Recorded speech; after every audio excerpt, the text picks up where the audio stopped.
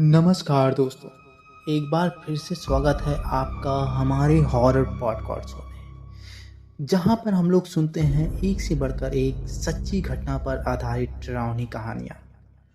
जो आज की कहानी है वह भी एक अच्छी और डरावनी कहानी है और उम्मीद करते हैं यह कहानी आपको पसंद आएगी। उससे पहले उन मेरे प्यारे व्यूअर्स से जिन्होंने मेरी वीडियो को देखा, पसंद किया और लाइक किया, साथ में कमेंट भी किया, तो आप लोग का तहे दिल से बहुत बहुत धन्यवाद। और उम्मीद करते हैं आप लोग ऐसे ही मेरे इस छोटे से चैनल पर अपना प्यार बनाए रखेंगे और मेरा जो टारगेट होता है 50 लाइक और 20 कमेंट का, उसे पूरा करने में मेरा सहयोग करेंगे।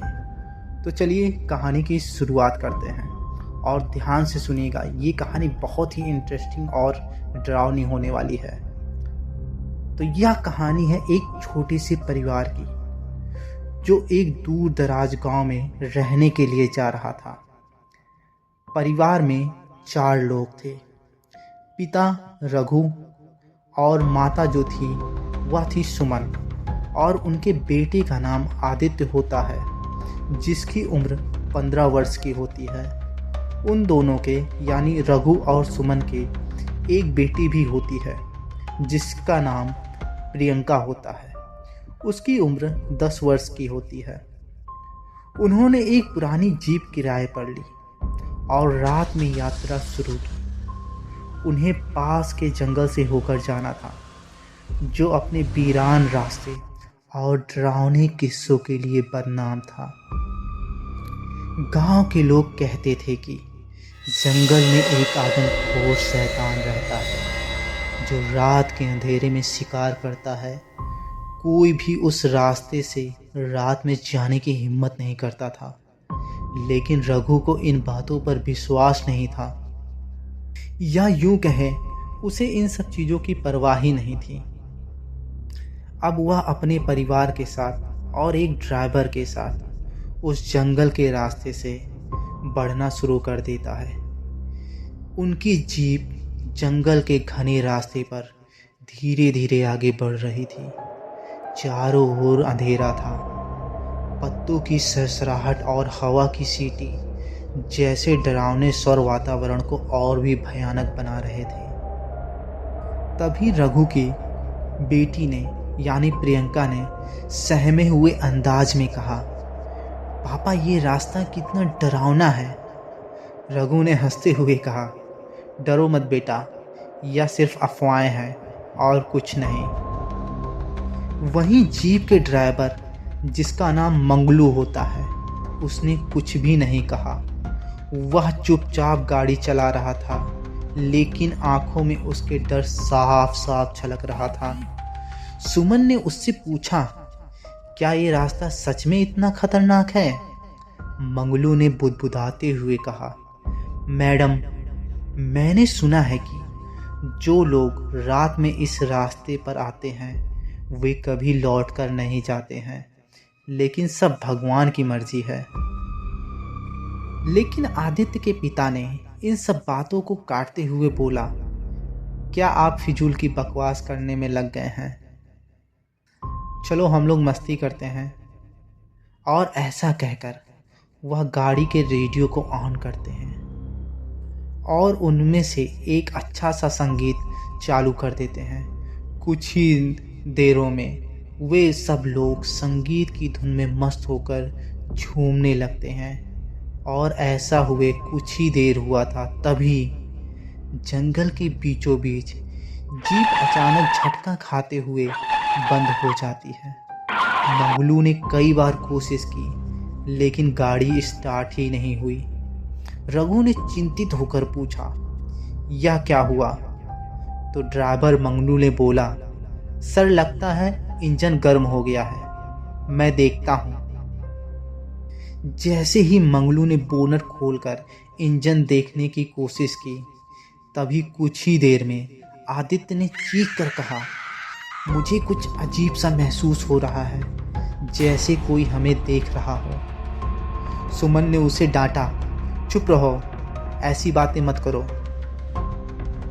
मंगलू अभी गाड़ी के इंजन की जांच कर ही रहा था कि अचानक झाड़ियों में हलचल हुई। मंगलू ने डरते हुए पूछा, कौन है वहाँ?" और इस तरह से सभी का ध्यान झाड़ियों की ओर चला जाता है। अंधेरे में कुछ नहीं दिखाई देता है, लेकिन वहाँ से आवाज़ें लगातार आ रही थीं। रघु ने कहा, शायद कोई जानवर होगा। लेकिन जैसे ही मंगलू इंजन की जांच करने के लिए झुका, एक भयानक गुर्राहट भरी आवाज़ वहाँ के माहौल में गूंज उठती है। और वह आवाज़ इतनी भयानक होती है कि मंगलू भय से कांपने लगता है और डर के मारे तेजी से जीप के दरवाजे की ओर भागता है। और जैसे ही वह दरवाज़ा खोलता है, तभी कोई भयानक सी चीज़ तेजी से आती है और मंगलू को झाड़ियों के अंदर घसीटती हुई ले जाती है। रघु ने चिल्लाया, "मंगलू!" सभी ने देखा कि झाड़ियों में एक काली परछाई तेजी से भाग रही थी।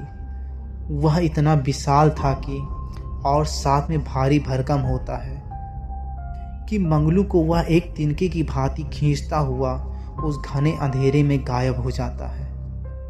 साथ ही परिवार के सदस्यों ने यह भी महसूस किया कि जब वह भाग रहा था तो एक अजीब सी कंपन उस पूरे रास्ते पर हो रही थी, मानो अजीब से हल्के भूकंप के झटके लग रहे हों। जब वह शक्ति मंगलू को खींच रही थी, तब मंगलू बहुत तेजी से चीख रहा था। लेकिन कुछ ही देर बाद मंगलू की आवाज़ उस घने अंधेरे जंगल में कहीं गायब हो जाती है और एक बार फिर से चारों तरफ घना अंधेरा सन्नाटा छा जाता है। अब परिवार जीप के अंदर बैठा हुआ था। सुमन ने दोनों बच्चों को अपने पास कसकर पकड़ लिया। सुमन ने कहा, "रघु, हमें यहाँ से भागना होगा।" रघु ने कहा, "लेकिन गाड़ी चल नहीं रही है।" और कहता है, "मैं जाकर एक बार फिर देखने का प्रयास करता हूँ।" जैसे ही रघु गाड़ी से बाहर निकला, उसे पेड़ों के बीच लाल चमकती आंखें दिखाई दी, मानो वह रघु को ही घूर रही हो। यह भयानक दृश्य देखकर रघु एक पल के लिए जमे जाता है और फिर कुछ देर बाद रघु डरते हुए बुदबुदाता है, "यह क्या है?" जैसे ही उसने ऐसा कहा, तभी उसे एहसास हुआ कि वह परछाई अब उसके पास थोड़ा और करीब आ चुकी है और अब रघु देख सकता था कि वह कोई इंसान नहीं था। उसका शरीर इंसानी तो था, लेकिन उसका चेहरा विकृत और जानवरों जैसा था। उसके दांत लंबे और धारदार थे और वह देखने में भी बहुत भारी भरकम भयानक लग रहा था। यह नज़ारा अब परिवार के सभी सदस्यों को सामने था। तभी रघु की पत्नी ने चिल्लाते हुए कहा, "भागो, जल्दी से गाड़ी में आ जाओ।" रघु चिल्लाया और वापस गाड़ी में कूद गया। और अब रघु गाड़ी को स्टार्ट करने में लग जाता है। तभी उसे और उसके परिवार को एक एहसास होता है कि गाड़ी के ऊपर कोई भारी भरकम चीज़ मानो आ गिरी हो और एक जोरदार आवाज़ होती है। दरअसल वह वही प्राणी गाड़ी के ऊपर चढ़ गया होता है और वह अब खिड़की पर अपने पंजे मारने लगा। उसके नुकीले दांत शीशे को तोड़ने की कोशिश कर रहे थे। तभी आदित्य ने जल्दी से गाड़ी में रखा मिर्ची का पाउडर उठाया और खिड़की के पास फेंक दिया। इससे शैतान की आंखों में वह पाउडर पड़ गया और वह दर्द में चीखते हुए पीछे हट गया। रघु ने कहा, "अब हमें यहाँ से जल्दी निकलना होगा।" गाड़ी किसी तरह स्टार्ट हो गई और रघु के पिता ने गाड़ी को रास्ते पर अब तेज़ी से चलाने लगता है।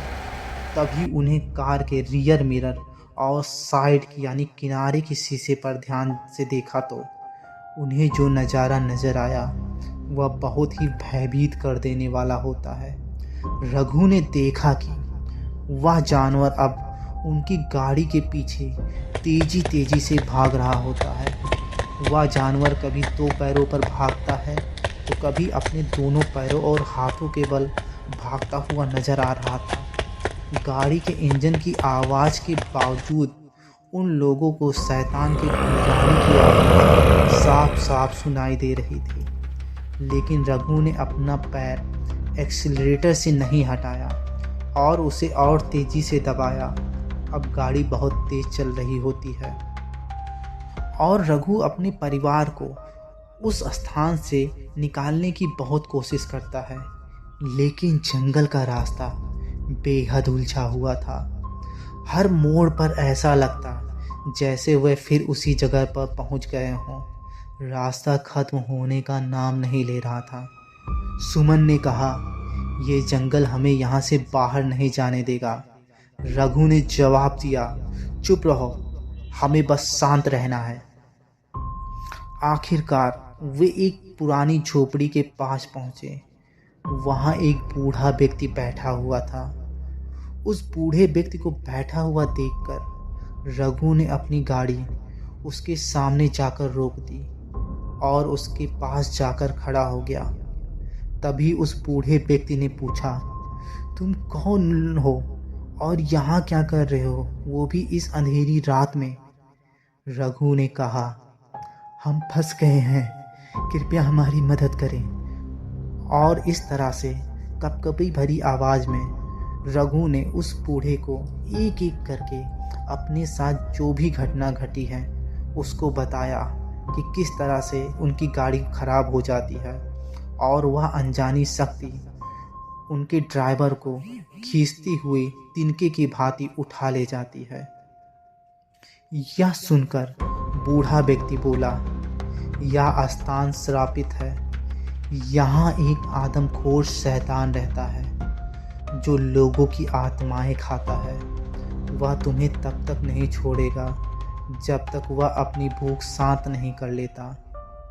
तभी सुमन ने पूछा, क्या कोई रास्ता नहीं है इससे बचने का? और अब इधर यह एहसास भी उन लोगों को होने लगा था कि जंगल में बहुत कुछ खतरनाक है। तभी बूढ़ा आदमी बताने लगा, सालों पहले इस जंगल के पास एक तांत्रिक रहता था। वह इंसानों को शैतान में बदलने के गुप्त मंत्र जानता था।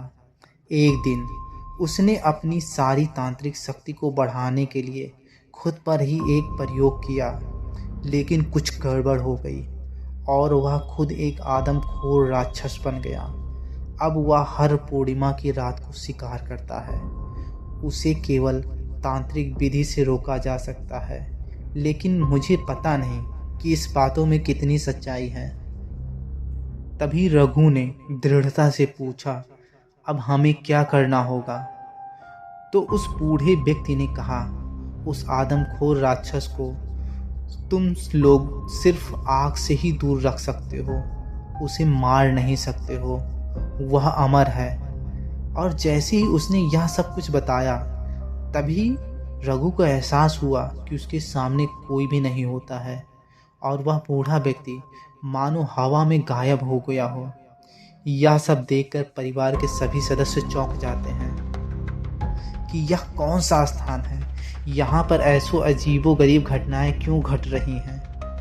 तभी एक बार फिर रघु अपनी गाड़ी को स्टार्ट कर फिर से सड़क पर चलाना शुरू कर देता है, लेकिन कुछ ही देर के बाद उसकी गाड़ी पर न जाने कौन सी चीज़ टकराती है और गाड़ी अनियंत्रित होकर सड़क के किनारे खाई में जा गिरती है। लेकिन उस खाई के ज़्यादा गहरा न होने की वजह से परिवार के किसी भी सदस्य को गहरी चोट नहीं आती है और वह सब उठकर किसी तरीके से सड़क पर आ खड़े होते हैं। तो अब जो नज़ारा उनके सामने था वह अब एकदम अलग होता है।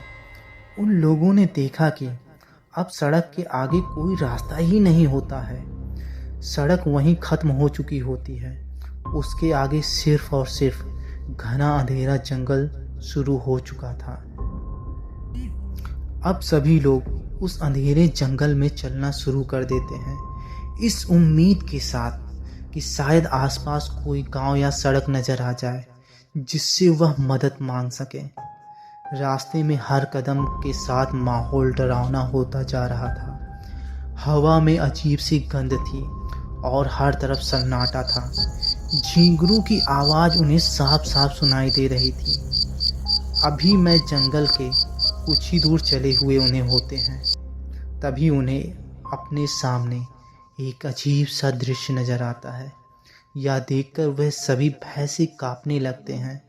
सामने दिखाई देता है कि वह आदमखोर उनके गाड़ी के ड्राइवर यानी मंगलू को बहुत ही बेरहमी से अपने नुकीले दांतों से नोच नोच कर खा रहा था। तभी रघु ने सभी को आवाज़ ना करने की हिदायत दी और बस चुपचाप यहाँ से निकलने को कहा। प्रियंका ने सुमन से कहा, माँ मुझे डर लग रहा है। सुमन ने कहा कि डरो मत बेटा, सब ठीक हो जाएगा।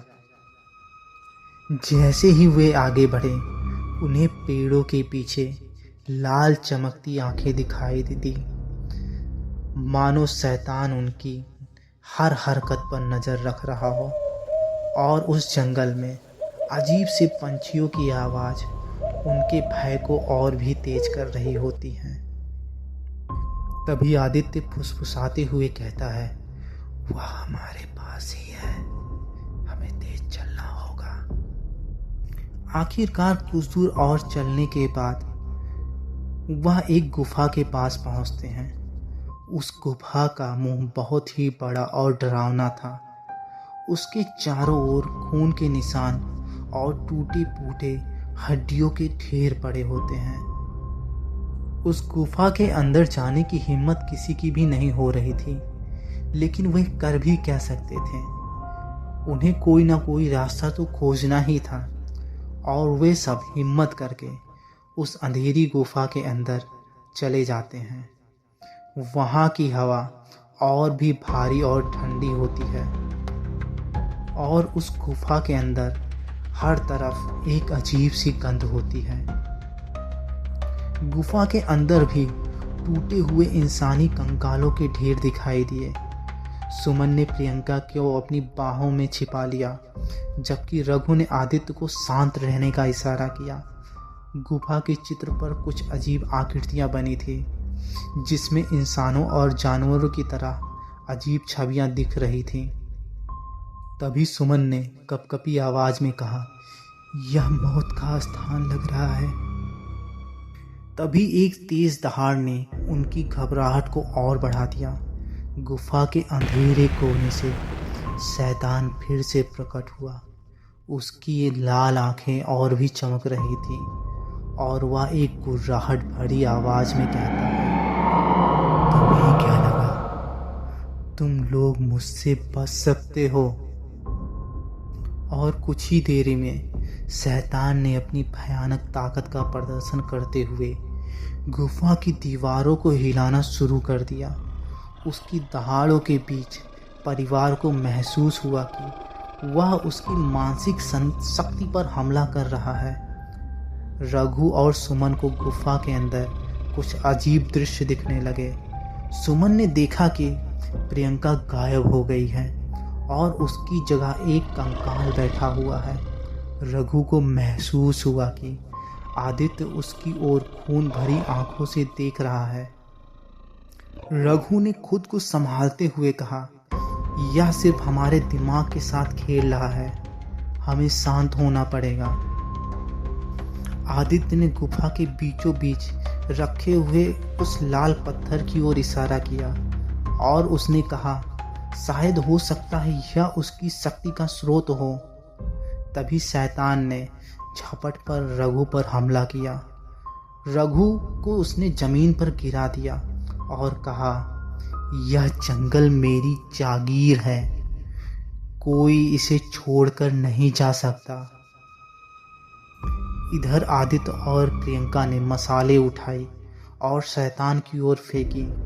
कुछ पल के लिए शैतान पीछे हट गया, लेकिन उसकी हंसी अब भी और डरावनी हो चुकी थी और उस शैतान ने कहा, तुम मुझे मार नहीं सकते हो, यह जंगल ही मेरा शरीर है और इस जंगल को तुम कभी भी नष्ट नहीं कर सकते हो।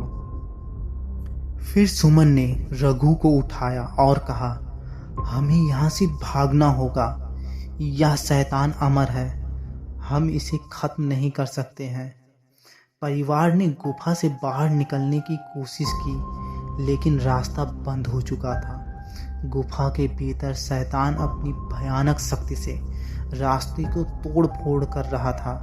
प्रियंका ने कहा कि एक छोटी सी दरार उस रोशनी की जो थी वहाँ से आ रही होती है। माँ उधर देखो, हमें वहाँ से निकलना होगा।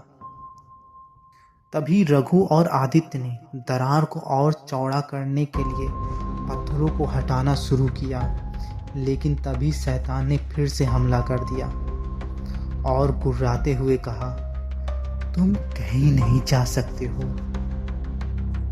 यह सब तुम्हारे लिए खेल है, लेकिन इस जंगल से कोई बचकर नहीं जाता है। सुमन ने अपने बच्चों को दरार से निकलने के लिए कहा और कहा, जल्दी यहाँ से जाओ। और एक एक करके सुमन और उसके दोनों बेटे और बेटियां वहाँ से निकल जाती हैं, लेकिन उसका पति रघु अभी भी उस गुफा के अंदर होता है और पीछे से उस शैतान ने उसको पकड़ लिया होता है। तभी अचानक से उन लोगों के सामने वही बूढ़ा व्यक्ति फिर से प्रकट होता है और पता नहीं क्या उसने अपने झोले से निकालकर कुछ भस्म की तरह उस शैतान के ऊपर छिड़क देता है, जिससे वह शैतान पीछे होकर हट जाता है और इस प्रकार रघु उस दरार से निकलकर बच जाता है। और फिर वह बूढ़ा व्यक्ति उन सबको लेकर उस जंगल से गायब हो जाता है और कुछ ही देर में सुमन और रघु और उसके बच्चों की जब आँख खुलती है तो वह अपने आप को उसी गाड़ी में पाते हैं जिस गाड़ी को वह खाई में गिराकर भागे हुए होते हैं। लेकिन वह गाड़ी अब ठीक होती है, मानो किसी चमत्कारी शक्ति ने उनके साथ ऐसा किया हो। और अब रघु गाड़ी को स्टार्ट करता हुआ फिर एक बार तेजी से चलना शुरू कर देता है और कुछ ही देर बाद उसे एहसास होता है कि सामने सूरज की किरणें निकल रही होती हैं और उन सबको अब यह पता चल जाता है कि अब वह शक्ति उनका कुछ नहीं बिगाड़ सकती है। और इस तरह से रघु, सुमन और उसके दोनों बच्चों की जान तो बच जाती है, लेकिन उस मासूम ड्राइवर की वहीं उस जंगल में आत्मा कैद हो जाती है। और कहते हैं आज भी उस जंगल में पूर्णिमा की रात जो भी गुजरता है उसके साथ ऐसे ही अनहोनी और डरावने हादसे होते हैं। तो दोस्तों, ये कहानी थी रघु की और एक आदमखोर जानवर की यानी शैतान की। तो यह कहानी आपको कैसी लगी? कहानी अच्छी लगी हो तो मुझे कमेंट बॉक्स में ज़रूर बताइएगा कि किस कहानी के सेक्शन में आपको ज़्यादा डर का एहसास हुआ। और उम्मीद करते हैं आप मेरे 50 लाइक और 20 कमेंट के टारगेट को पूरा करने में इस छोटे से चैनल की ज़रूर मदद करेंगे। तो कहानी पूरा सुनने के लिए आप लोग का बहुत बहुत धन्यवाद। मिलते हैं किसी नई डरावनी और सच्ची घटना पर आधारित कहानियों के साथ। तब तक के लिए अपना ख्याल रखिए और बाय बाय।